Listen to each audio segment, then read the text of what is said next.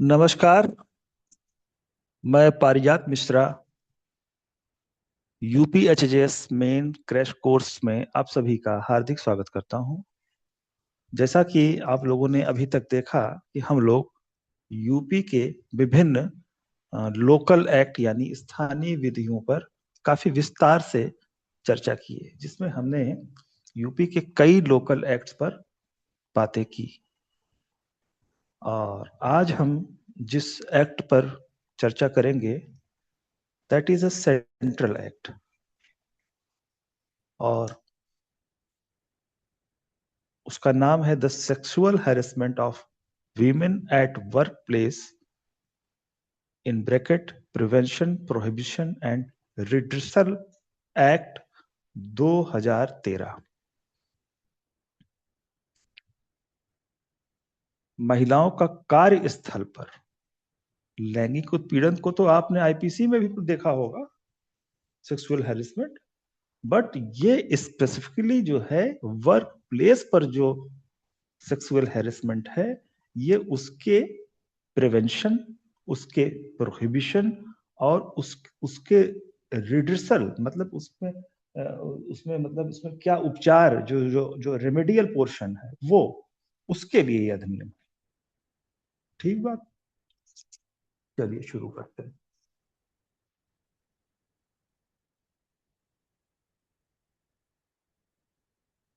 तो जैसा कि मैं देख पा रहा हूँ, मेरा बेयर एक्ट शायद कुछ पुराना है। आ, मेरा एक्ट काफी पुराना है, 2014 का है। तो जहाँ कोई अमेंडमेंट होगा आप लोग संज्ञान में डालिएगा। इसमें 30 सेक्शंस हैं, देखिए 30 सेक्शंस हैं, है ना। और इसमें 8 चैप्टर्स हैं, जिसमें कि इसको शॉर्ट में हम लोग पोश एक्ट भी कहते हैं, prevention prevention of sexual harassment, SH sexual harassment act. ठीक है। चलिए बिना देरी किए हुए सबसे पहले हम लोग परिभाषा वाले खंड पे आते हैं और देखते हैं। एक मोटा मोटी आप लोग इसका थोड़ा सा समझ लीजिए। और आप लोग जानते भी होंगे कि विशाखा गाइडलाइंस जो है, विशाखा केस, जो कि Vishakha and others versus state of Rajasthan, Vishakha एवं अन्य बनाम राजस्थान राज्य, 1997 में जो केस हुआ था, बहुत चर्चित केस था। तो उस केस में सुप्रीम कोर्ट ने कार्यस्थल गांव के लैंगिक उत्पीड़न से जुड़े हुए अपराधों की रोकथाम के लिए कुछ महत्वपूर्ण दिशा निर्देश जारी किए गए थे। और बाद में उन्हीं दिशा निर्देशों को मद्देनजर रखते हुए केंद्रीय विधायन ने यानी संसद ने इस एक्ट को पारित किया। ठीक है, ये तो इसकी एक पृष्ठभूमि।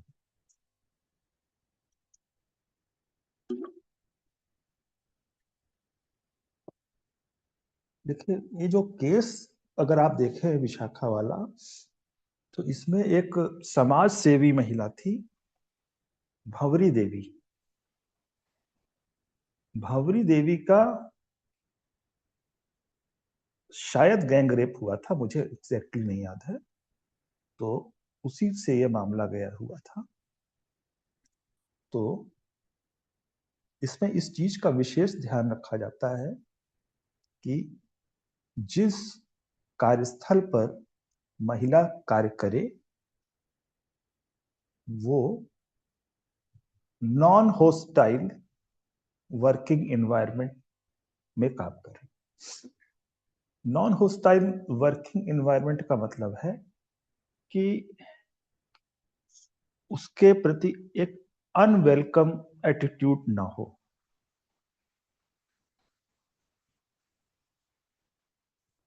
है ना। तो वातावरण उसे ऐसा मिले, और इस एक्ट को हम लोग ये भी कह सकते हैं कि ये एक्ट जेंडर जस्टिस यानी लैंगिक न्याय, जेंडर जस्टिस की दिशा में उठाया गया एक महत्वपूर्ण कदम है।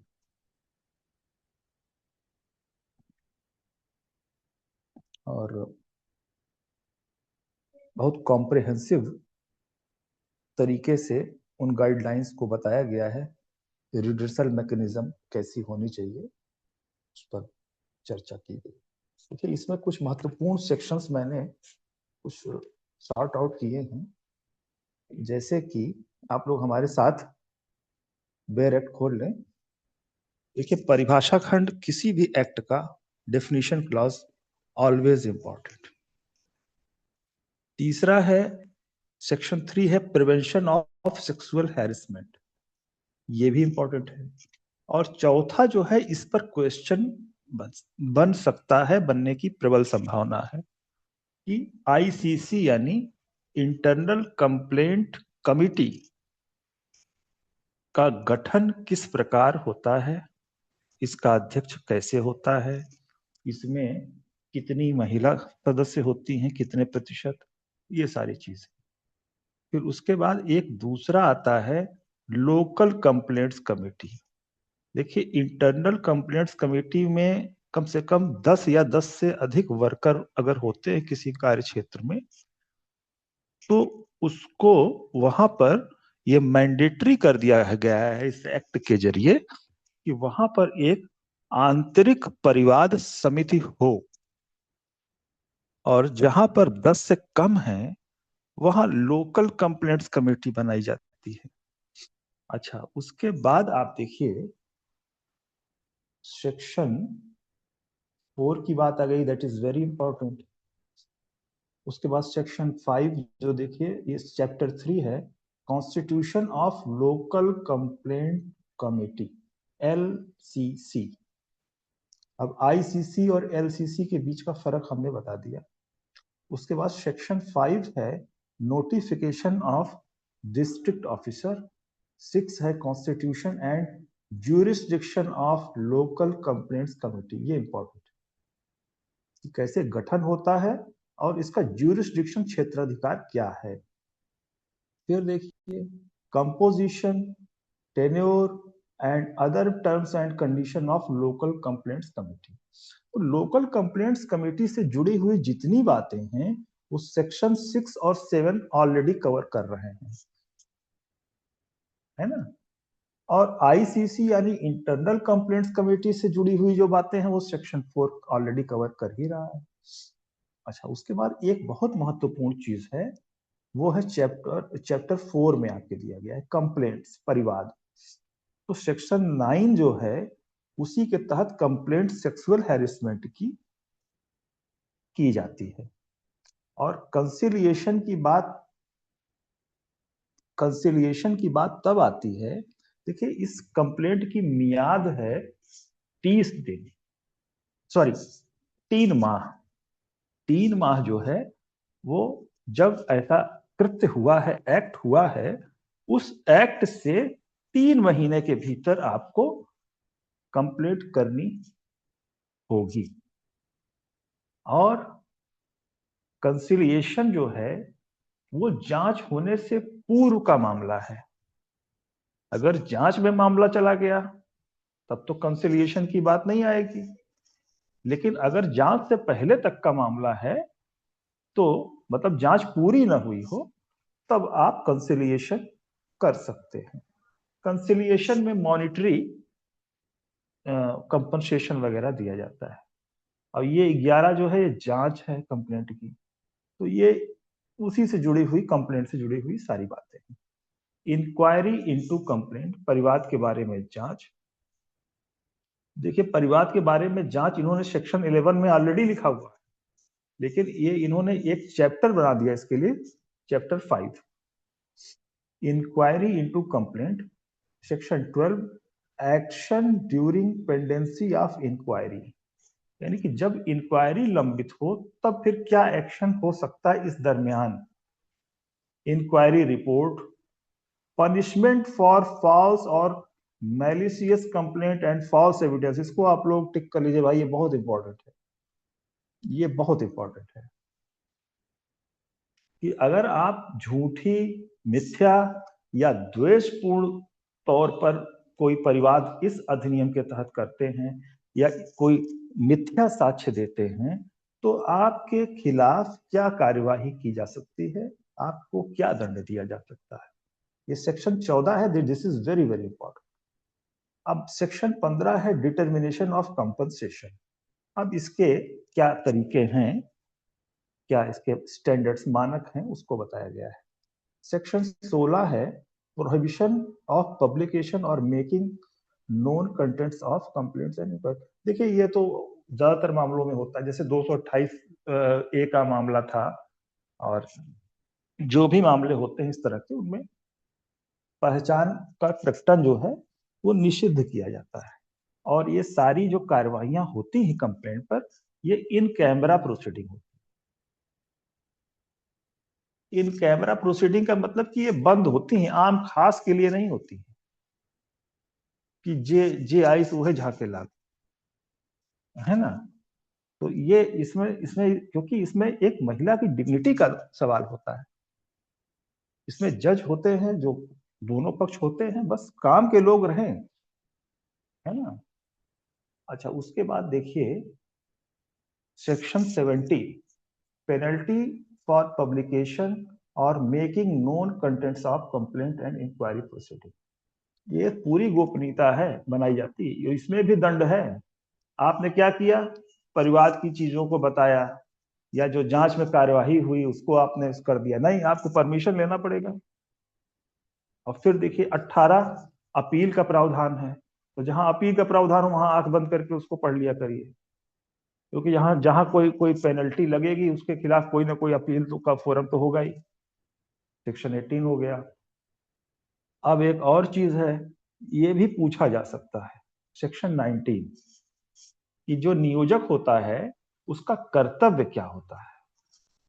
ये जो एक्ट है और विशाखा जजमेंट है, इन दोनों में इस चीज पर जोर दिया गया ना, जो अभी हम आप लोगों से चर्चा कर रहे थे कि एक नॉन होस्टाइल वर्किंग एनवायरनमेंट होना चाहिए और रिड्रेसल मैकेनिज्म होना चाहिए, redressal mechanism to handle complaints, मतलब कि उन कंप्लेंट्स को हैंडल करने के लिए पूरा एक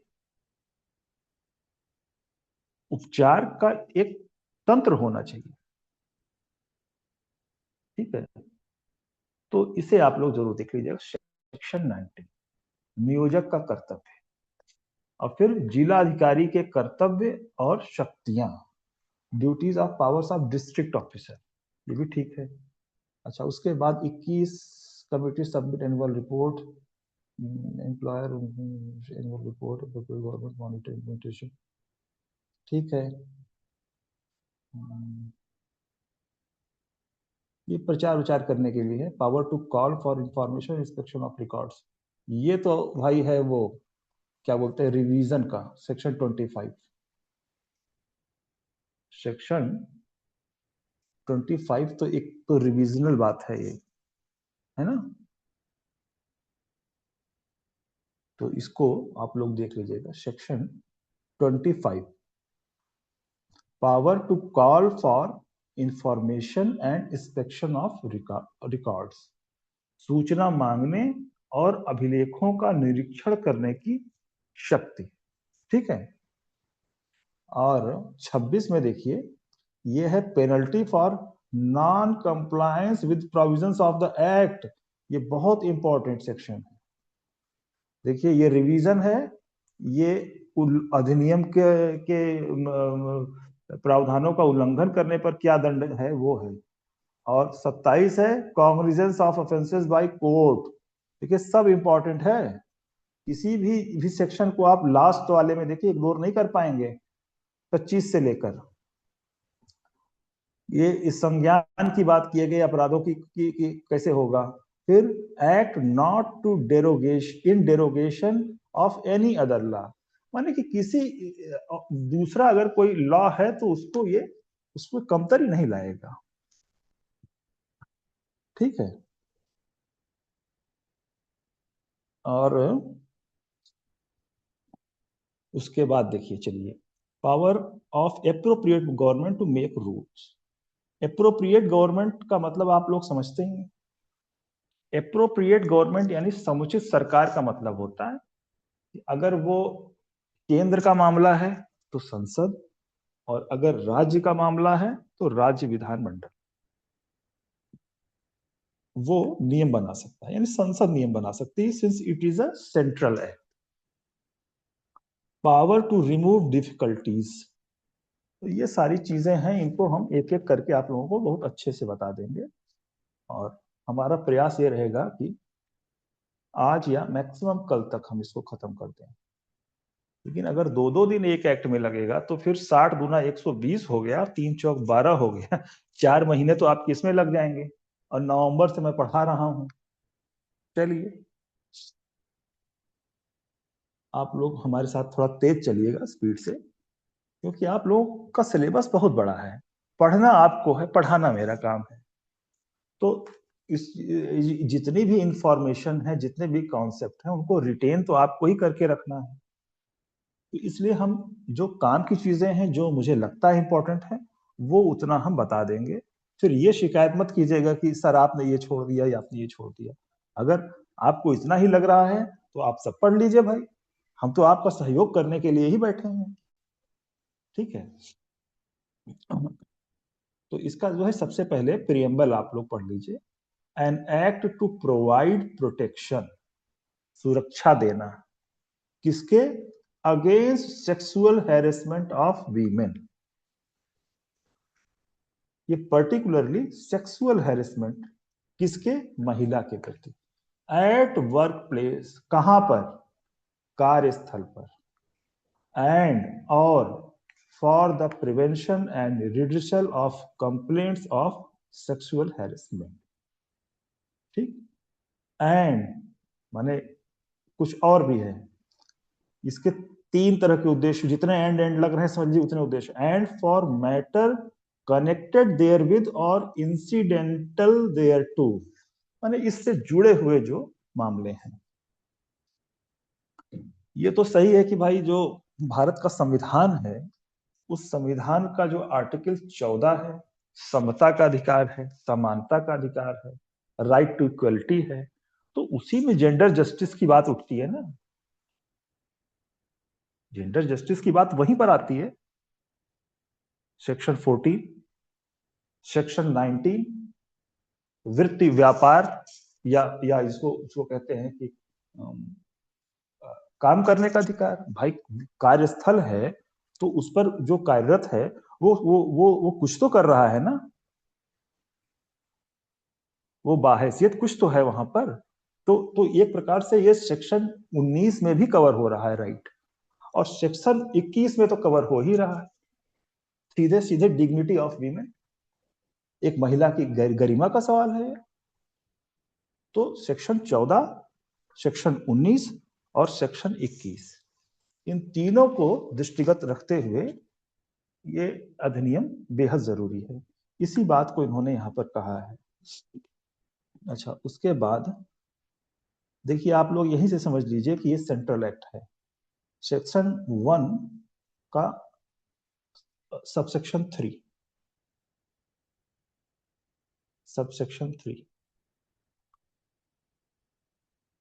देखिए इसमें शुरुआत में ही लिखा हुआ है कि इसका विस्तार संपूर्ण भारतवर्ष पर है। मतलब उस समय भी जम्मू कश्मीर वाली बात नहीं थी इसमें, इसका मतलब 2014 का बेयर एक्ट है। चलिए, it shall come into force visit central government में बाय नोटिफिकेशन ऑफ, ठीक है।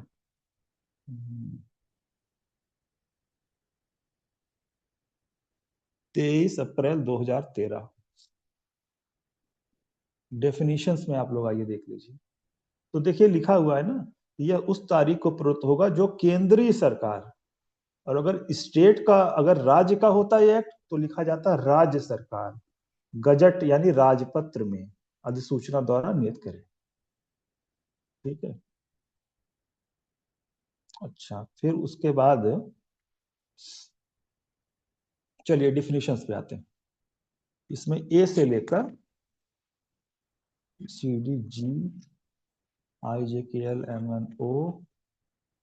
अच्छा चलिए, ए से लेके पी तक है, देख लीजिए। एग्रीव्ड वीमेन यानी पीड़ित, व्यथित महिला, इसका मतलब क्या हुआ? Means in relation to a work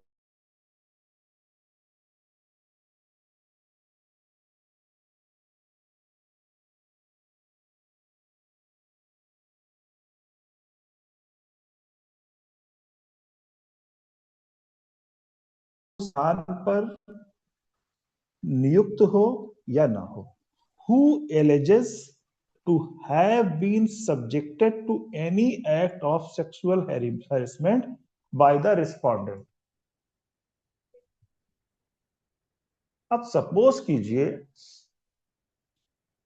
कि एक महिला है, वो अगर चाय देने आ रही है और उसके साथ किसी स्थान पर, पर्टिकुलर स्थान पर कोई इस तरह की घटना घटित होती है, तो वो तो वर्कर नहीं है ना उस स्थान पर, लेकिन पर्टिकुलर उसको उस कार्यस्थल पर इस तरीके का एक्ट उसके साथ हो रहा है बाय द रिस्पोंडेंट, जो भी कर रहा है। तो इसकी इन्होंने एक बड़ी वाइड स्पेक्ट्रम में परिभाषा दिया है कि किसी भी कार्यस्थल में किसी भी आयु की ऐसी महिला, चाहे नियोजित हो या ना हो, बस एक चीज होनी चाहिए कि उस वो लैंगिक उत्पीड़न, सेक्सुअल हैरेसमेंट का अभिकथन कर रही हो। अब वो सही है गलत है, ये अभी अभी निर्धारण नहीं होगा, एग्रीव्ड है वो, अब इसकी जांच होगी परिवार पर, ये वो सब आगे की चीजें हैं। Who alleges to have been subjected to any act of sexual harassment. और दूसरा देखिए, in relation to a dwelling place, निवास स्थान और house, a woman of any age who is employed in such a dwelling place or house। अब आप समझ गए होंगे कि घर में उसको एम्प्लॉय किया गया है, ठीक है, ये हो गया एग्रीव्ड महिला। उसके बाद देख लीजिए एप्रोप्रिएट गवर्नमेंट। एप्रोप्रिएट गवर्नमेंट के बारे में हम बता ही चुके हैं, इसमें हमको बहुत ज्यादा बताने की जरूरत नहीं है। अब चेयरपर्सन देख लीजिए, C, chairperson means the chairperson of the local complaints committee nominated under subsection 1 of section 7। जल्दी से सेक्शन 7 खोलिए। स्थानीय परिवाद समिति की संरचना, कालावधि और अन्य निबंधन तथा शर्तें।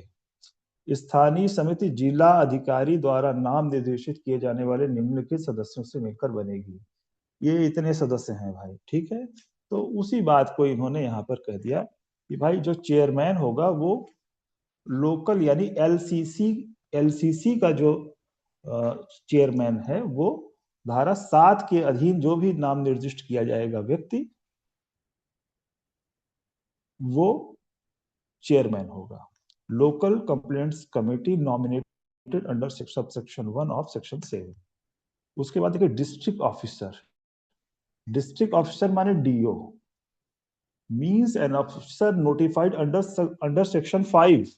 सेक्शन 5 देख लीजिए, तुरंत देखिए, notification of district officer, the appropriate government यानी कि केंद्र सरकार या राज्य सरकार जैसा भी मामला हो, में नोटिफाई अ डिस्ट्रिक्ट मजिस्ट्रेट और एडिशनल डिस्ट्रिक्ट मजिस्ट्रेट।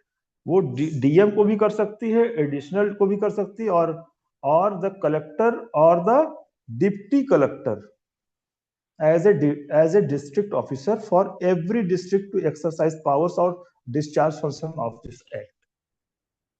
यानी कि सरकार है भाई। ये ज्यादातर मामलों में क्या होता है कि ये जो अपर जिलाधिकारी होते हैं इनको ये सारे काम दे दिए जाते हैं और जिलाधिकारी को ज्यादातर खाली रखा जाता है, क्योंकि जिलाधिकारी के पास बहुत सारे काम हैं। तो जो एडीएम होते हैं उनको ये सब चीजों में दे दिया जाता है कि चलिए भाई आप डिस्ट्रिक्ट ऑफिसर बन जाइए, ठीक है। तो ये हो गया आपका। अब आगे चलिए फटाफट इसको समझते चलते हैं। अब ई देखिए, डोमेस्टिक वर्कर, इसको कहते हैं घरेलू कर्मकार। Domestic worker means a women who is employed to do the household work घरेलू काम in any household for remuneration, remuneration पारिश्रमिक, वेदर इन कैश और काइंड, माने कि उसको चाहे पैसे में, नगद में या किसी चीज में, हाँ तुमको इतना देंगे। अब तो खाली कैश रह गया, काइंड वाली बात नहीं रह गई। इधर डायरेक्टली और थ्रू एनी एजेंसी। अब जैसे होता है कि तमाम एजेंसियां हैं वो प्रोवाइड कराती हैं कि चलिए भाई हम आपको माली दे देंगे, आपके अपार्टमेंट में 10 माली दे देंगे, आपके अपार्टमेंट में इतने इतने हम जो है सर्वेंट्स दे देंगे। तो तमाम प्राइवेट, जैसे जैसे प्राइवेट सिक्योरिटी एजेंसियां भी होती हैं, हाँ, तो वो सिक्योरिटी एजेंसियां सिक्योरिटी गार्ड देती हैं। लेकिन इतने मुर्दा मुर्दा सिक्योरिटी गार्ड हमने देखे हैं कि बड़े बड़े अपार्टमेंट में हमने लखनऊ में देखा कि ये 60 साल के सिक्योरिटी गार्ड, जितने सिक्योरिटी गार्ड गेट पर थे सब 60 साल और सब वो तंबाकू खाए बैठे रहते थे। अब इनको एक एक भी नौजवान लड़का आए या कोई भी हथियार बंद व्यक्ति आए तो या कि क्या किसी की सुरक्षा कर पाएंगे? तो ये तो एक मजाक बना के रखा है। अब कुछ जगहों पर होता होगा लेकिन हमने कई जगहों पर इसको देखा। ठीक है, any agency on A temporary, permanent, part time, full time basis. देखिए आजकल क्या होता है ना कि आउटसोर्सिंग के लिए तमाम एजेंसीज को काम दे दिया जाता है, भाई आप इस काम को देखिए। तो उनके पास उसी कार्य के संबंध में वो क्या करती है, लोगों को नियुक्त कर लेती है और वो आपको दे देती है। तो इसी को आउटसोर्सिंग कहते हैं। अब आजकल जैसे जो जितने योगी बाबा ने मेडिकल कॉलेज खूब बना डाले ना, इसमें क्या हो रहा है कि इसमें परमानेंट अपॉइंटमेंट बहुत कम हो रहे हैं। पैरामेडिकल स्टाफ या कहिए कि और भी जो नर्सिंग स्टाफ है, तो ये क्या कर रहे हैं कि ये मोटा पैसा पा रहे हैं और कि एक किसी प्राइवेट एजेंसी को दे दे रहे हैं कि भाई हमको इतने इतने पैरामेडिकल स्टाफ चाहिए, आप हमको लाके दीजिए। और ये उस प्राइवेट एजेंसी और मेडिकल कॉलेज एडमिनिस्ट्रेशन के बीच का करार है। तो ये एक प्रकार से आउटसोर्सिंग है कि भाई हम ढूंढने का काम नहीं कर पाएंगे। चलिए उसके बाद एम्प्लॉय यानी कि कर्मचारी, एफ देखिए, means a person employed at a work place for any work on regular, temporary, ad hoc और daily wage basis, either directly or through an agent, including a contractor, with or without the knowledge of the principal employer। माने कि ऐसा ठेकेदार है जिसको कि शायद हो सकता है न पता हो, whether for remuneration or not, or working on a voluntary basis or otherwise, whether the terms of employment are express or implied, and includes a co-worker, a contract worker, probationer, trainee, apprentice और called, ठीक ही है इसमें। तो employ को इन्होंने काफी wide range उसकी दिया हुआ है। अब एम्प्लॉयर की बात आ गई, यानी नियोक्ता इसको कहते हैं, इसको देख लीजिएगा आप लोग। फिर आगे देखिए, हाँ देखिए ये जरूरी है, एच देखिए आप लोग, internal committee. Internal committee means an internal complaint committee constituted under section 4। ये बहुत इंपॉर्टेंट है, डेफिनेशन भी और इंटरनल कंप्लेंट कमेटी। फिर एच के बाद आई पर टिक कर लीजिए, यह है लोकल कंप्लेंट कमेटी। बताया था ना कि 10 से कम वाला मामला है। तो local committee means the local complaints committee constituted under section 6। 60 में लोकल कंप्लेंट कमेटी बनती है। उसके बाद आई के बाद जे देखिए, member means A member of the internal committee और द दोनों के मेंबरान जो हैं वो मेंबर कहे जाएंगे। Prescribed means prescribed by rules, हमेशा ये यही होता है। Presiding officer means the presiding officer of the internal community. देखिए प्रिजाइडिंग ऑफिसर अगर कहीं यूज हुआ है पीठासीन अधिकारी, तो वो हमेशा होगा आईसीसी का, इंटरनल कंप्लेंट्स कमेटी। ठीक है। Respondent means a person against whom a aggrieved woman has made a complaint under section 9। Section 9 में कंप्लेंट होती है दफा 9 के तहत। सेक्सुअल हैरेसमेंट क्या है भाई? सेक्सुअल हैरेसमेंट ही तो इस पूरे एक्ट की आत्मा है ना, उसी पर तो सारा मुद्दा है, वर्क प्लेस पर सेक्सुअल हैरेसमेंट का। तो सेक्सुअल हैरेसमेंट है क्या वाला, इसको आप लोग देख लीजिए। ये 3 4 5 5 बातों में इसको बताया गया। तो हमारे साथ पढ़िए सेक्शन 2M। सेक्सुअल हैरेसमेंट या लैंगिक उत्पीड़न includes any one or more of the following unwelcome act। Unwelcome act underline कीजिए। ठीक है, मतलब कि कोई ऐसा काम जो कि आशयित नहीं था और आप कर रहे हैं, तो इसको अनवेलकम एक्ट कहा जाएगा। और बिहेवियर विद डायरेक्टिव और इम्प्लीकेशन। तो इसका पहला देखिए, फिजिकल कॉन्टैक्ट एंड एडवांसेस, शारीरिक संपर्क और फायदा उठाना, ये है। दूसरा क्या है? ए डिमांड और request for sexual favours, demand और रिक्वेस्ट। नंबर 3 क्या है? Making sexually coloured remarks. देखिए आपने इसको आईपीसी या बीएनएस में भी पढ़ा होगा ना, तो ये है शोइंग पोर्नोग्राफी, अश्लील साहित्य। एक्ट इसको जाने रहिएगा, क्योंकि सेक्सुअल हैरेसमेंट में क्या क्या आते हैं, इसके दायरे में क्या क्या है, इसको आप सब जाने रहिएगा। और डिफिनीशन पूछ लिया कि लैंगिक उत्पीड़न एक छोटा सा बना दिया शॉर्ट नोट में, तो आपको पता होना चाहिए क्या होता है। फिजिकल कॉन्टेक्ट, एडवांसेस, डिमांड और request, sexual favours, making sexually coloured remarks, भद्दे भद्दे रिमार्क्स करना, और शोइंग पोर्नोग्राफी, और any other unwelcome physical, verbal और non verbal conduct of sexual nature. देखिए इसकी जो डेफिनेशन है उसको काफी वाइड कर दिया है इन्होंने। जो लास्ट वाला है, any other unwelcome physical, verbal और नॉन वर्बल, माने उच्चारण भी नहीं किया गया, लेकिन आपकी हरकतें ऐसी हैं। ठीक। अब वर्क प्लेस क्या है? वर्क प्लेस भी बहुत जरूरी है जानना, क्योंकि देखिए एक्ट में क्या है, सेक्सुअल हैरेसमेंट, तो सेक्सुअल हैरेसमेंट क्या है ये पता चल गया आपको। अब of women at work place, अब वर्क प्लेस क्या है इसको भी जान लीजिए। Work place includes 1 2 3 4 5 6। इसको भाई पढ़ लीजिएगा, बड़ा लंबा है। मतलब इसमें कोई भी जगह हो जहां पर कि कोई संस्था हो, कोई विभाग हो, इसमें बहुत लंबा है। कोई ऑफिस हो, कोई प्राइवेट सेक्टर हो, कोई एनजीओ हो, कोई हॉस्पिटल हो, नर्सिंग होम हो, या कोई निवास गृह हो, ये सब आते हैं वर्क प्लेस में, जहां पर कोई काम कर रहा हो। ठीक है। उसके बाद अनऑर्गेनाइज सेक्टर, इसको कहते हैं असंगठित क्षेत्र।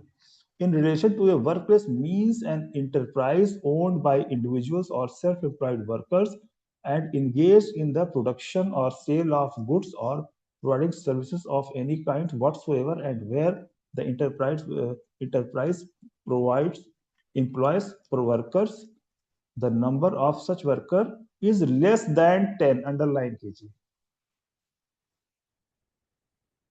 बस यही इसकी काम की बात है कि जहां की 10 से कम लोग हों उसको ये असंगठित मानते हैं, और जहां 10 से ज्यादा लोग हों वो संगठित है, वहां पर आईसीसी चलेगी, इंटरनल कंप्लेंट कमेटी।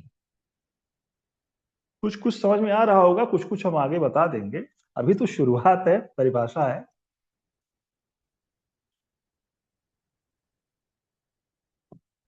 अच्छा चलिए आगे देखते हैं। तो आपने ये जाना कि अनऑर्गेनाइज सेक्टर यानी असंगठित उद्योग वो है जिसमें कर्मकारों की संख्या 10 से कम होती है, लेस देन 10। चलिए अब आया section 3, prevention of sexual harassment. इसकी रोकथाम कैसे हो। No women shall be subjected to sexual harassment at any work place. सीधे सीधे निषेध कर दिया गया है, भाई ऐसा नहीं होगा किसी महिला के साथ। और नंबर 2 है, the following circumstances among other circumstances if it occurs or is present in relation to or connected with any act or behavior of sexual harassment may amount to sexual harassment। यानी कौन सा ऐसा कृत्य होगा जो sexual harassment में आएगा। देखिए सेक्सुअल हैरेसमेंट में आपको एन में बताया गया था कि क्या है। देखिए जो 2N था उसमें बताया गया कि ऐसे कौन कौन से कृत्य हैं, एक्ट्स हैं जो सेक्सुअल हैरेसमेंट माने जाएंगे। और यहां पर ये क्या कह रहे हैं कि ये इस तरह का व्यवहार है जो सेक्सुअल हैरेसमेंट में आएगा। अलग अलग चीजें हैं कि ये परिस्थितियां हों। ठीक है। एम्प्लॉयड और implicit promise of preferential treatment in her employment. मतलब आप उसको ये कहिए भाई तुमको नौकरी में हम बहुत अच्छा, तुम्हारा प्रमोट आगे रहेगा। ठीक है। डिटर्मिनेशन ट्रीटमेंट, हाँ डेट्रीमेंटल ट्रीटमेंट इन हर एम्प्लॉयमेंट। अच्छा, ये धमकी देने वाली बात है। ठीक है, अब धमकी दे रहे हैं कि तुम्हारी नौकरी जो है वो हम बहुत नुकसान पहुंचा देंगे। इस तरह की धमकी लोग देते हैं। और उसकी वर्तमान या भावी नियोजन की परिस्थिति के बारे में अंतर्निहित स्पष्ट धमकी देना, यह भी धमकी है। उसके कार्य में हस्तक्षेप करना या अभित्रासमय या आपराधिक या शत्रुतापूर्ण कार्य वातावरण सृजित करना। परेशान करते हैं ना लोग तमाम तरह से। उसके स्वास्थ्य या सुरक्षा को प्रभावित करने वाला अपमानजनक आचरण करना, ये सब आता है भाई। इसकी अहमियत बहुत वाइड है। अब चलिए जल्दी से पढ़ लेते हैं हम लोग सेक्शन 4 को। और इसको जानना बहुत जरूरी है कि आंतरिक परिवार समिति का गठन कैसे होता है। ठीक है, आंतरिक परिवार समिति और स्थानीय परिवार समिति। हमने एक तो मोटा मोटी आपको बता ही दिया कि ऑर्गेनाइज सेक्टर में हमेशा आईसीसी का गठन होगा, अनऑर्गेनाइज सेक्टर में लोकल कंप्लेंट्स कमेटी का गठन होगा, जहां 10 से अधिक लोग हैं वहां आईसीसी गठन होगा। चलिए पढ़ते हैं सेक्शन 4।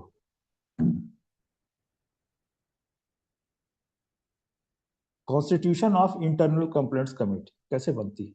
एवरी एम्प्लॉयर यानी नौकरी देने वाला, every employer of a work place shall by an order in writing, लिखित रूप से, लिखित आदेश द्वारा, constitute a committee to be known as internal complaint committee। यानी किसी भी संस्थान या किसी भी कार्यस्थल का जो नियोजक होगा, जिसने सबको नौकरी पर रखा है या नियोजन दिया हुआ है, वो नियोजक जो है एक लिखित आदेश द्वारा इस कमेटी का गठन करेगा। ठीक। Provided that where the offices or administrative units of the workplace are located at different places or divisional or sub-divisional level, the internal complaint commission shall be constituted in all administrative units। underline कीजिए, all administrative units or office। अब जैसे किसी कोई, जैसे कोई मान लीजिए कोई कंपनी ब्रांड है या कोई एजेंसी है, तो उसकी सब एजेंसी कहीं पर है या उसकी कई यूनिट बने हुए हैं कि एक फ्रेंचाइजी यहाँ है, एक फ्रेंचाइजी वहां है, तो सब में आपको इंटरनल कंप्लेंट कमेटी बनानी पड़ेगी। ये नहीं है कि सबके लिए एक ही बना दिया आपने, नहीं। फिर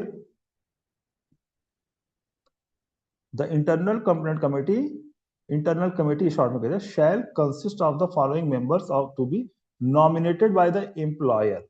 एम्प्लॉयर देखिए नामित करेगा किसको, presiding officer who shall be a women employed at a senior level at workplace from amongst the employer। मतलब वो पीठासीन अधिकारी होगी जो कर्मचारियों में से सबसे जो सीनियर स्तर की जो महिला होगी वो उसको बनाया जाए। अगर मान लीजिए दो ही महिलाएं हैं और दोनों बहुत जूनियर हैं, तो उन दोनों में जो सीनियर महिला होगी उसको ये पीठासीन अधिकारी बनाएंगे, लेकिन कोई पुरुष नहीं होगा। ठीक बात। अच्छा चलिए, अब इतना आप समझ गए कि ये जो कमेटी है, इसकी जो अध्यक्षा होगी, पीठासीन अधिकारी होगी, वो सीनियर महिला उस कार्य क्षेत्र में काम करने वाली होगी। प्रोवाइडेड दैट, परंतु that in case of a senior level women employ is not available. अब देखिए, मान लीजिए है ही नहीं है कोई, the presiding officer shall be nominated from the other offices or administrative units of the workplace referred subsection 1। अब मान लीजिए कि किसी एक पर्टिकुलर जगह पर नहीं है, जैसे 4 ब्रांचेस हैं, तो 4 ब्रांचेस में आपको, पहली बात तो चारों ब्रांचेस में आपको इंटरनल कंप्लेंट कमेटी बनानी पड़ेगी। अब किसी में ऐसी स्थिति है कि कोई उस तरह की सीनियर महिला है ही नहीं है, तो जो बाकी उसकी यूनिट्स हैं 3 फ्रेंचाइजी या जो भी कह लीजिए आप, तो वो वहां पर वो लोग तय करेंगे कि उनमें से कौन सीनियर मोस्ट है, उसको उठा के बना देंगे। यही बात कह रहे हैं वो। उसके बाद कर्मचारियों में से 2 से अन्यून ऐसे सदस्य जो महिलाओं की समस्याओं के प्रति अधिमानी रूप से प्रतिबद्ध हैं या जिनके पास समाज सुधार के कार्य में अनुभव या विधिक ज्ञान है। भाई कानूनी ज्ञान है, एलएलबी पास हैं, ये बात अलग है, काम कर रहे हैं या ऐसा कोई काम किए हैं एनजीओ वगैरह में। Not less than 2 members amongst employees, preferably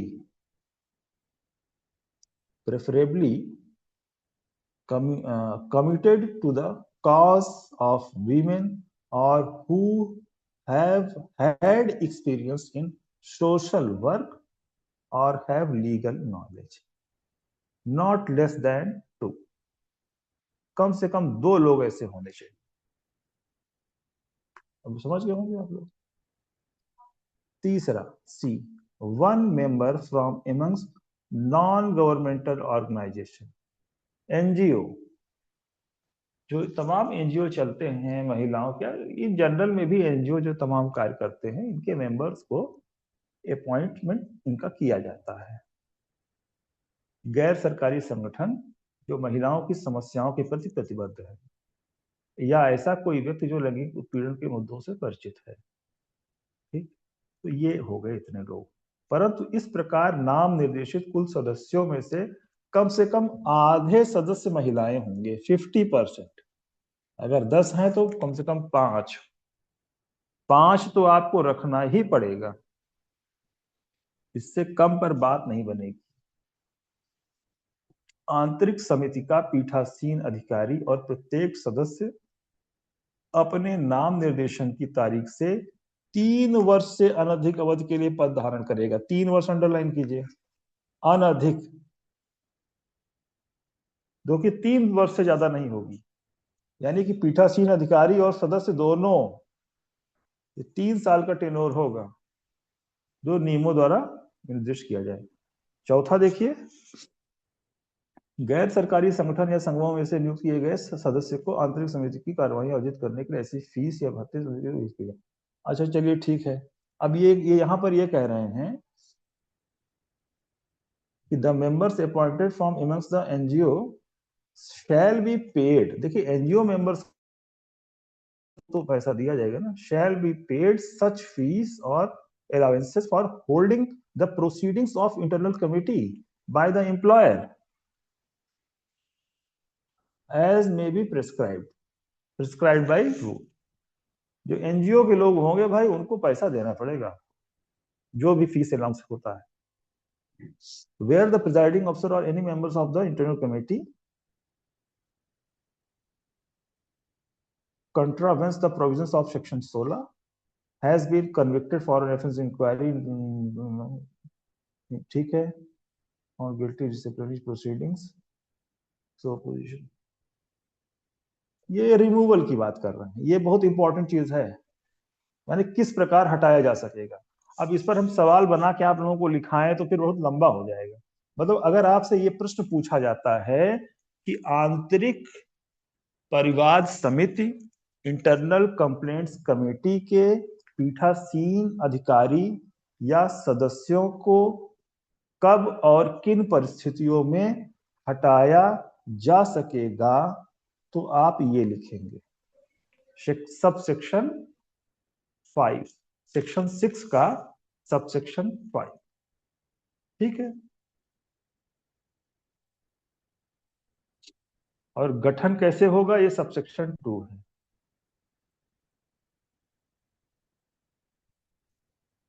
और कार्यकाल कितना होगा, ये सब सेक्शन 3 है। 3 वर्ष से अनधिक कार्यकाल, 3 वर्ष से अनधिक सब सेक्शन 3 है। सब सेक्शन 4 में ये है कि एनजीओ में जो मेंबर होंगे वो उसको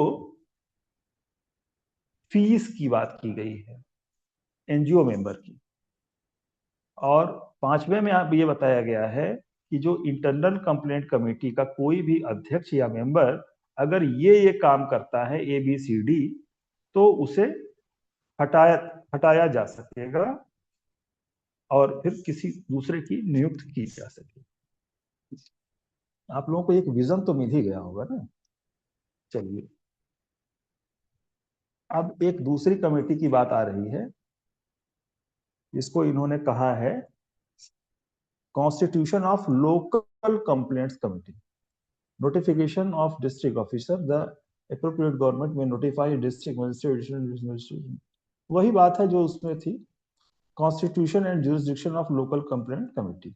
एवरी डिस्ट्रिक्ट ऑफिसर शैल कॉन्स्टिट्यूट, ये देखिए डिस्ट्रिक्ट ऑफिसर करेगा, डिस्ट्रिक्ट ऑफिसर करेगा। और आप देखिए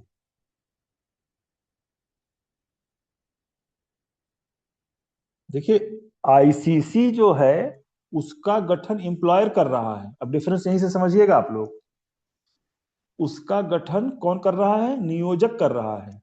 लेकिन जो लोकल कंप्लेंट्स कमेटी है उसका गठन डिस्ट्रिक्ट ऑफिसर कर रहा है।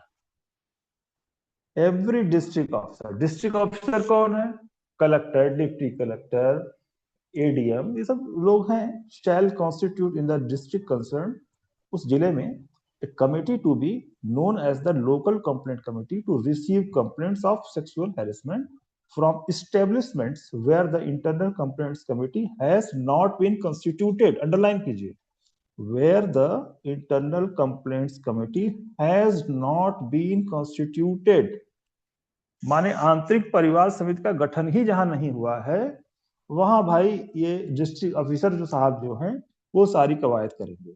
Due to having less than 10 workers, भाई 10 से कम वर्कर जहां पर हैं वहां के लिए लोकल कंप्लेंट्स कमेटी बनेगी और उसका गठन जिला अधिकारी डिस्ट्रिक्ट ऑफिसर द्वारा किया जाए। बस, the district officer shall designate 1 nodal officer in every block. हर विकास खंड में एक नोडल अफसर बनाया जाएगा। Block, taluka, tehsil in rural और ट्राइबल एरिया एंड वार्ड और municipality in the urban area to receive complaints and forward the same to the concern local complaints committee within a period of 7 days। यानी कि जब उसको ऐसी सूचना मिलेगी परिवार की कंप्लेंट की तो वो 7 दिनों के अंदर करेगा। तो वो हर ब्लॉक में जो डिस्ट्रिक्ट ऑफिसर कॉन्स्टिट्यूट करेगा लोकल कंप्लेंट्स कमेटी को, वो हर ब्लॉक, हर तहसील में, हर ट्राइबल एरिया में, और अगर नगर पालिका क्षेत्र है तो उसके प्रत्येक वार्ड में एक नोडल अफसर अपना बना देगा कि भाई आपको इस फला वार्ड में है तो वो नोडल अफसर है, जाओ तुम लेके आओ, यहां से तुम लाओ। फिर बाद में सबसे फॉलो अप ले लेगा कि भाई आपके एरिया में कोई आई, आपके एरिया में कोई आई। तो काम को इस तरीके से बांट के किया जाता है एडमिनिस्ट्रेटिव वे में। The jurisdiction of the local complaint committee shall extend to the areas of the district where it is considered, वो जिले स्तर पर होती है। ठीक, अब क्या है, composition, tenure and other tendency of local complaints committee. ये किससे गठन होता है, ये एक पूरा प्रश्न इस पर बन सकता है ना। फिर ग्रांट्स ऑडिट, देखिए लैंगिक उत्पीड़न का परिवाद, ये जरूरी चीज है कि कैसे कैसे होता है, इसको जानना बहुत जरूरी है। आपको ये भी हम बता देते कि कंपोजिशन माने गठन, कार्यकाल और बाकी चीजें। चलिए जानकारी द्वारा इंग्लिश में देखते हैं। Local government committee shell consist of the following members, a chairperson a chairperson to be nominated from amongst the eminent women in the field of the social work and committed to cause of the women, ठीक है। सामाजिक क्षेत्र में प्रख्यात और महिलाओं की समस्याओं के प्रति प्रतिबद्ध महिलाओं में से अध्यक्ष, तो ठीक है इसमें बना दिया जाएगा किसी महिला को, क्योंकि भाई इसमें जो अपॉइंटमेंट होगा वो डिस्ट्रिक्ट ऑफिसर करेगा, ये एम्प्लॉयर नहीं करेगा। one member to be nominated from amongst the women working in block, taluka, tehsil, ward, municipality, जो उस क्षेत्र की हो उनमें से। 2 members of whom at least one shall be women, यानी 2 सदस्यों में कम से कम एक महिला होगी। To be nominated from amongst the NGO, NGOs जो है वो अपने मेंबर देंगे। Provided at least one of the nominees shall preferably have a background in law और लीगल नॉलेज, देखिए कानूनी ज्ञान वाले को प्राथमिकता दिया जाएगा इसमें, यानी कि जो नॉमिनेटेड मेंबर्स होंगे उनमें कानूनी ज्ञान वाले को वरीयता दी जाएगी और महिलाओं को वरीयता दी जाएगी। Provided further that at least one of the nominees shall be a woman belonging to the SC or ST or OBC or minority notified by the central government from time to time, जो central government notification जारी करती उनमें से, ठीक। अच्छा उसके बाद ये सारी बातें हो गई। The concern officer dealing with the social welfare और women and child development in the district shall be a member ex officio, इसके अधिकारी होते हैं ना महिला एवं बाल विकास अधिकारी, हर जिले में होती हैं, तो ये पदेन जो है सदस्य होती हैं, इनको आपको रखना ही पड़ेगा, सरकार की प्रतिनिधि है भाई। अच्छा the chairperson and every member of the LCC shall hold office for such period not exceeding 3, देखिए इसमें भी टेन्योर वही है जो ICC में टेन्योर था प्रेसिडेंट और मेंबर्स का, वही इसमें भी टेन्योर है, from the date of their appointment as the district, ठीक है। अब ये वही बातें हैं, इसमें कोई बहुत ज्यादा अंतर नहीं, एक ही तरीके से बातों को कहा गया है। अब आ जाइए परिवाद पर, तो परिवाद की बात समझ लेते हैं, सुलह की बात समझ लेते हैं, सुलह जांच, ठीक है। और देखिए परिवाद में क्या है कि कोई व्यथित महिला की परिभाषा आपको बता चुके हैं, कार्यस्थल पर लैंगिक उत्पीड़न का घटना की तारीख से 3 मास, अंडरलाइन कीजिए, की अवधि के भीतर और श्रृंखलाबद्ध घटनाओं की दशा में अंतिम घटना से, अब भाई लगातार उसके साथ हो रहा है तो वो क्या करेगी भाई, वो उसके साथ जब अंतिम बार हुआ था उससे बताएगी। लिखित में परिवाद रिटन में होना चाहिए, भाई किसी वकील को ले ले अगर कम पढ़ी लिखी है, या किसी भी आदमी को ले ले, या ओरली भी कह सकती है, ऐसा कुछ नहीं है।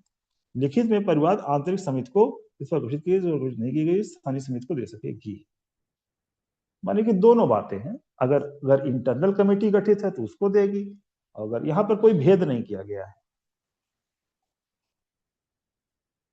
माने कि कोई मतलब कौन दे सकता है, यानी व्यथित महिला दे सकती है, और कब तक दे सकती है, 3 मास की अवधि के भीतर दे सकती है, चाहे वो लोकल हो चाहे वो इंटरनल कमेटी हो, ठीक। परंतु जहां ऐसा परिवाद लिखित में नहीं किया गया, देखिए वही कह रहे हैं ना भाई, मौखिक में कर रहा है लिखित में नहीं कर पा रही है तो आप लेंगे ही नहीं। यदि ऐसा परिवाद लिखित में नहीं किया जा सकता है, वहां आंतरिक समिति का यथास्थिति पीठासीन अधिकारी या सदस्य या स्थानीय समिति का अध्यक्ष या कोई सदस्य महिला को लिखित में परिवाद करने के लिए सभी उपयुक्त सहायता प्रदान करेंगे। किसी एक जो है इसे असिस्ट करेंगे उस महिला को कि चलो भाई जाओ अलग कमरे में लेके जाओ, इनकी बात सुनो और जो इनकी कंप्लेंट है उसको अच्छे से बना के लिखो।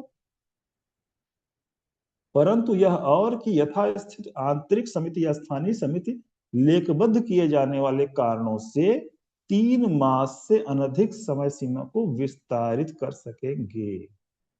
यदि उनका यह समाधान हो जाता है कि परिस्थितियां ऐसी महिला को फाइल करनी है, इसमें अमूमन बढ़ा दिया जाता है। यहाँ पर इन्होंने अथराइज कर दिया है लेकिन बढ़ा दिया जाता है। इसमें इसमें बहुत स्ट्रिक्ट वो नहीं होता है। भाई कैसी परिस्थितियां थी उसके सामने जिसमें वो नहीं कर पाई, ये सारी बातें होती हैं। नंबर 2 देख लीजिए, जहां व्यथित महिला अपनी शारीरिक या मानसिक असामर्थ्य या मृत्यु के कारण या अन्यथा परिवाद करने में असमर्थ है तो उसका विधिक वारिस या अन्य व्यक्ति जो विधि दिया जाए। देखिए ये बड़ा अच्छा सवाल है, इस पर सवाल अगर बनेगा तो फिर लोग चकरा जाएंगे, है ना। अब सवाल पूछ लिया कि क्या किसी मृतक का जो विधिक प्रतिनिधि है, एलआर है, वो भी क्या इस अधिनियम के तहत परिवाद कर सकता है? तो यह इसका उत्तर है हाँ। सबसेक्शन 2 देखिए, where the aggrieved women is unable, पहली बात तो असमर्थ है, to make a complaint on account of her physical और मेंटल इनकैपेसिटी, ठीक, और डेथ, ये डेथ की बात है, और अदरवाइज, भाई मर ही गई तो कहां से वो करेगी। हर लीगल हेयर, उसका जो विधिक वारिस है, और such other person as may be prescribed may make a complaint under this section, उस मृतक का जो विधिक वारिस है वो भी धारा 9 के तहत कंप्लेंट कर सकता है। इस चीज को जहन में रखिएगा। अब आइए बात आती है कंसिलिएशन की। सेक्शन 10, द इंटरनल कमेटी और as the case may be the local committee may before initiating an inquiry under section 11, inquiry को इनिशिएट करने से पहले, इसको अंडरलाइन कर लीजिए, काम की बात है, before initiating an inquiry under section 11 and at the request of the aggrieved women, यानी कि जो खुद पीड़ित है वो खुद ही कह रही है कि नहीं भाई हम सुलह करने के लिए तैयार हैं। और दूसरी परिस्थिति मैंने कब किया, अब प्रश्न ये उठता है कि सुलह कब की जा सकती है। तो सुलह की संभावनाएं होती हैं जब तक सेक्शन दफा 11 के तहत जांच न शुरू हुई हो, यानी कि कंप्लेंट तो हुआ लेकिन जांच न शुरू हुई हो, ठीक है। और वो महिला जो पीड़ित है वो ऐसा निवेदन करे, take steps to settle the matter between her and the respondent through conciliation. ये कंसिलिएशन हमेशा प्री लिटिगेशन प्रोसेस होती है, यूं भी अगर आप देखें, conciliation is always a pre litigation process, ठीक। तो इसमें यह है, provided that no monetary settlement shall be made as the basis of conciliation. ये बात है, यानी खाली पैसे का मामला नहीं है कि खाली पैसे पर ही सेटलमेंट, आप खाली पैसा मिल रहा है तो आप सेटलमेंट कर लिए। ज्यादातर मामलों में कंप्रोमाइज पैसे पर ही होता है, लेकिन हाँ इन्होंने कह दिया है भाई वो जो पैसा पाई है वो बताएगी क्या कि पैसा हमको मिला है। ये सब तो समझ वाली बात है, लेकिन ये कह रहे हैं कानूनन कि no monetary settlement shall be made as the basis of conciliation. प्रभावशाली लोग हर तरह से उपाय अपना करते हैं, साम दाम दंड भेद जिसको कहते हैं। Where a settlement has been, subsection 2 देखिए, where a settlement has been arrived at under subsection 1, the internal committee or local committee as the case may be shall record the statement। अब बात आ रही है कि जहां पर की सेटलमेंट हो गया है, ठीक है, कंसिलिएशन के दौरान, तो वहां पर वो सब लिखेगी, रिकॉर्ड करेगी सारी बातों को, and forward the same to the employer और द डिस्ट्रिक्ट ऑफिसर। एम्प्लॉयर किस स्थिति में, इंटरनल कमेटी में एम्प्लॉयर को देगा, और डिस्ट्रिक्ट ऑफिसर में किसको देगा? लोकल कमिटी में। To take action as specified in the recommendation. आई बात समझ में? ये ऑडिट की बात है, ये कोई खास नहीं है। तो सुलह भी जाने रहिएगा कब की जा सकती है। उसके बाद इंक्वायरी है, इंक्वायरी में भी जो है कोई खास नहीं है, इसको देख लीजिए।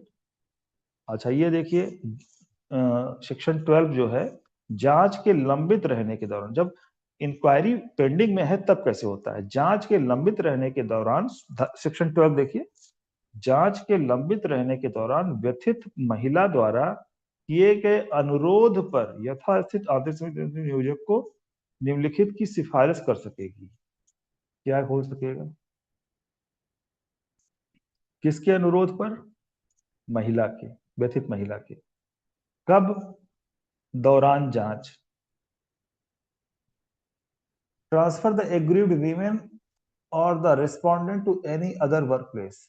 भाई वो ये कह रही है कि भाई हमको किसी दूसरी जगह पर भेज दिया जाए, या वो जो आदमी या जो भी रिस्पोंडेंट उसका है उसको कहीं और हटा दिया जाए। ये ड्यूरिंग इंक्वायरी इस तरह की चीजें हो सकती हैं। व्यथित महिला या प्रत्यार्थी की किसी अन्य कार्यस्थल में सामने, भाई कई ब्रांचेस हैं तो कहीं और भेज दिया। व्यथित महिला की 3 मास की अवधि पर छुट्टी मंजूर करना। भाई वो 3 मास तक की छुट्टी मांग रही है तो उसको 3 माह की छुट्टी दे दीजिए, तब तक देखा जाएगा। व्यथित महिला की ऐसी अन्य राहत प्रदान करने जो विहित किया जाए। अब ये रूल्स में लिखा रहता है, अब वो जो रूल्स में लिखा होगा उस तरह की रिलीफ दी जाएगी। इस धारा के अधीन व्यथित महिला को छुट्टी मंजूर की गई छुट्टी उस छुट्टी अतिरिक्त होगी, उसके लिए वो अन्यथा हकदार होती।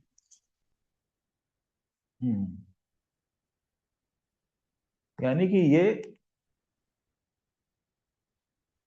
कह रहा है कि इस धारा के अधीन, इंग्लिश में पढ़िए, the leave granted to the aggrieved women under this section shall be in addition to the leave she would be otherwise entitled. माने कि जो जो छुट्टियां उसकी हैं उस छुट्टियों को हटा दिया जाएगा। भाई संडे की छुट्टी काट देंगे, त्योहारों की छुट्टियां, ये सब थोड़ी उसमें आप मुंजराई कर लेंगे। आ रही बात समझ में? कि हाँ भाई जो दशहरे की 15 दिन की छुट्टी थी वो भी 3 महीने में जोड़ लिया, ये 3 महीना उसका एक अलग से होगा और ये वर्किंग डेज का होगा। ठीक है। जांच रिपोर्ट देखिए, ये इंपॉर्टेंट है, सेक्शन 14, इस पर हमने शुरू में ही कह दिया था कि इसको आप लोग जाने रहिए। ये है, आप लोग सेक्शन 14 पे आइए, सेक्शन 14, दिस इज इंपॉर्टेंट। मिथ्या या द्वेषपूर्ण परिवाद या मिथ्या साक्ष्य के लिए दंड। 3 बातें हैं। पनिशमेंट फॉर फॉल्स, मिथ्या, मैलिशियस विद्वेषपूर्ण, और फॉल्स एविडेंस, झूठा साक्ष्य देने के लिए। वेयर द आईसी और LC as the case may be arrives at the conclusion, इस निष्कर्ष पर पहुंचती है that the allegation against the respondent is malicious, or the aggrieved women or any other person making the complaint has made the complaint knowing it to be false, or the aggrieved women or any other person making the complaint has produced any forged or misleading documents. Underline कीजिए, any forged or misleading document. It may recommend the employer or district officer. Employer और district officer, जैसा भी मामला हो। अगर वो internal committee की बात है तब तो एम्प्लॉयर को, और अगर लोकल कमेटी की बात है तो डिस्ट्रिक्ट ऑफिसर को। As the case may be, to take action against the women और the person who has made the complaint under subsection 1, subsection 2 of section 9, as the case may be, in accordance with the provisions of the service rules applicable to her. No, ठीक है। तो ये क्या करेगा कि वो कार्यवाही करने के लिए वो सिफारिश कर देगा। किसको? नियोजक को यथास्थिति या जिलाधिकारी, अगर आप मिथ्या या द्वेषपूर्ण या साक्ष्य दे रहे हैं। परंतु किसी परिवाद को सिद्ध करने या पर्याप्त सबूत उपलब्ध कराने में असमर्थता इस धारा के परिवाद करते हुए आकर्षित नहीं करेगी। मतलब भाई आपने परिवाद तो किया लेकिन आप सिद्ध नहीं कर पा रहे, तो इसका मतलब ये तो नहीं माना जाएगा ना कि आपने जो सिफारिश की थी वो झूठी थी, द्वेषपूर्ण थी। ये एक अलग बात है, इसलिए इन्होंने इसको एक्सक्लूड कर दिया। अब एक और प्रविष्ट, परंतु यह और कि किसी कार्रवाई की सिफारिश करने से पूर्व विहित प्रक्रिया के अनुसार कार्रवाई किए जाने के पश्चात परिवादकर्ता की ओर से द्वेषपूर्ण आशय सिद्ध करना होगा।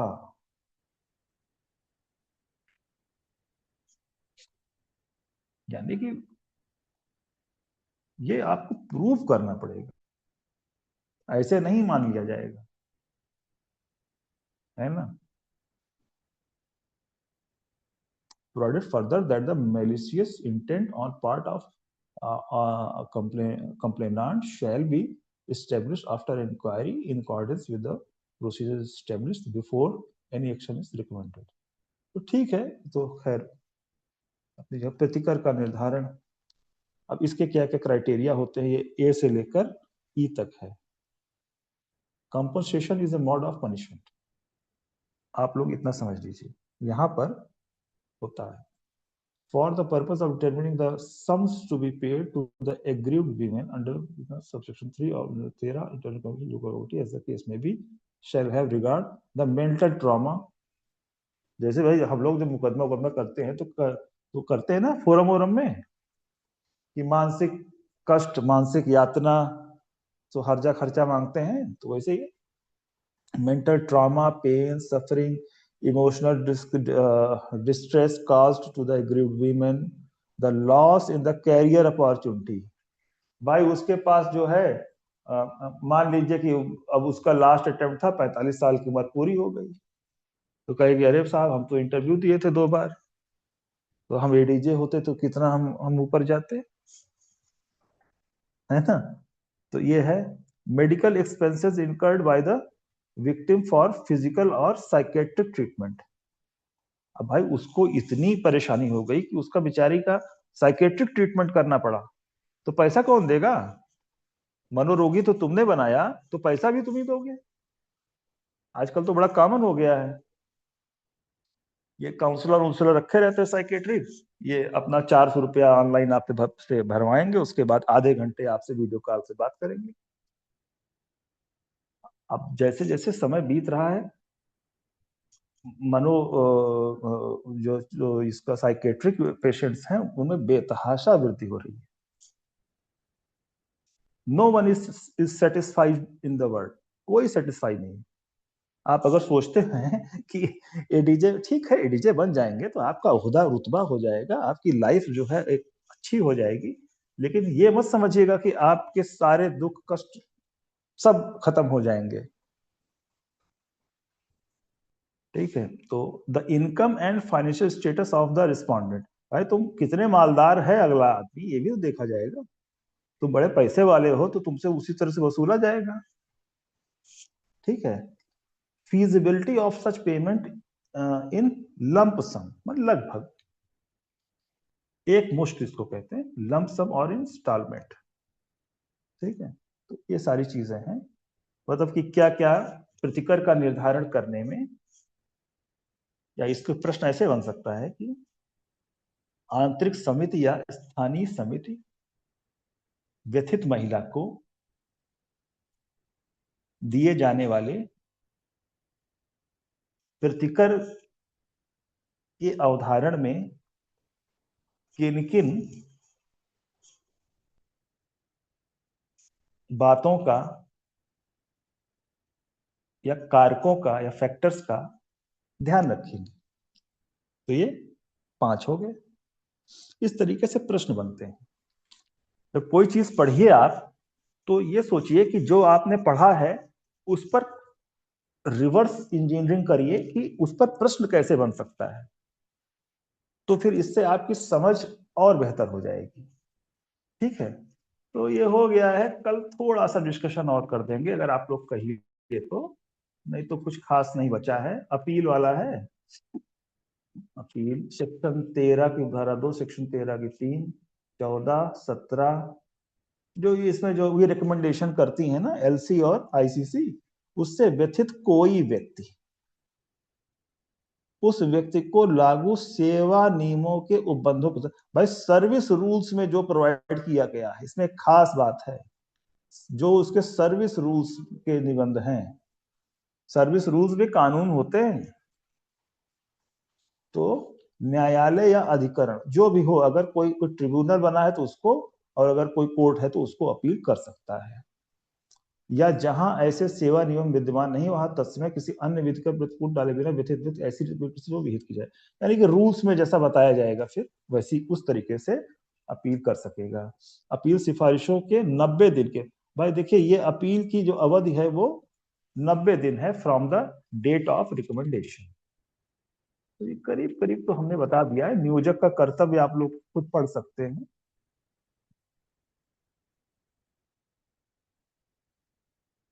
अब अधिनियम के उपबंधों का अनुपालन के लिए शास्ति, भाई आप इसको नहीं मान रहे हैं तो फिर उसके लिए आपको 50,000 रुपए तक का जुर्माना दिया जा सकता है, 50,000 रुपीज। क्या काउंसिल आपने कमेटी नहीं बनाई, आपने 13, 14 और 22 के दफा में एक्शन नहीं लिया, आपने इस अधिनियम के या उसके रूल की अवहेलना किया, तो ये आपको 50,000 रुपए जो है दोष सिद्धि पर जुर्माना दिया जा सके। ठीक। और अगर आपने दोबारा किया तो ट्वाइस द पनिशमेंट, उसका दुगुना।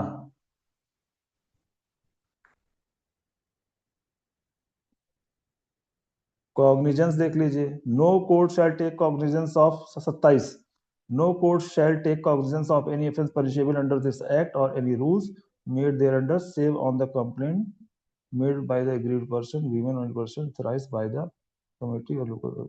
ठीक है। अपराध का संज्ञान किसकी शिकायत पर किया जाएगा, ये बात है। तो संज्ञान जो है व्यथित महिला देगी,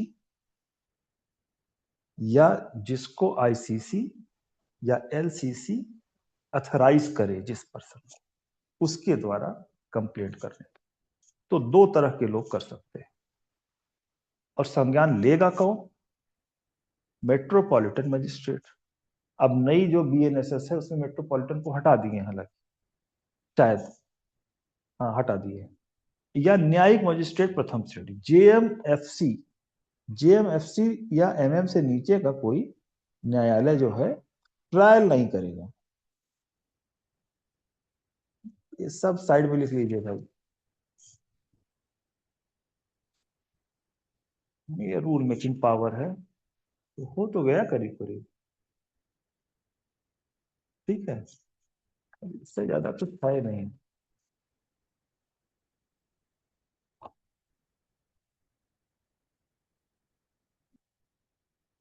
विशाखा का जजमेंट है, विशाखा का जजमेंट है, इसको देख लीजिएगा, कोई विशेष से कोई जरूरत नहीं है। उसे जुड़े हुए कॉन्स्टिट्यूशन कौन कौन से प्रोविजंस हैं उस पर बात किया गया है। तो ठीक है, आज के लिए इतना ही रखते हैं। मेरे ख्याल से इस एक्ट की सारी बातें हो गई हैं, और बाकी जो है हम लोग कल कोई नया एक्ट लेंगे, या